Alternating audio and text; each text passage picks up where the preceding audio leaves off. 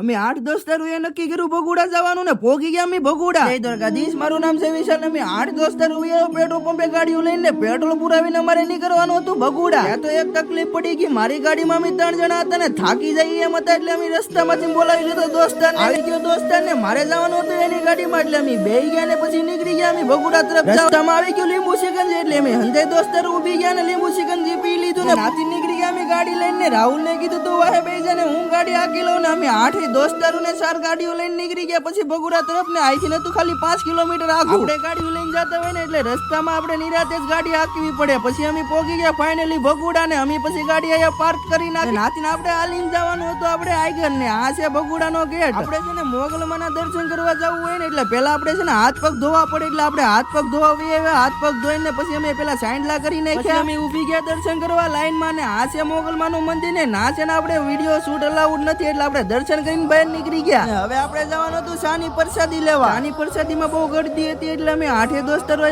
બેહી ગયા ને પછી અમારો વારો આવી ગયો એટલે અમે પ્રસાદી લઈ લીધી ને પછી અમે બેહવા આવ્યા. અમે દર્શન કરવા નીકળ્યા પણ હજી 2 ધામ લેવાના હતા. એ હું તમને આગલા મિની બ્લોગમાં કયું ધામ લઈએ એમ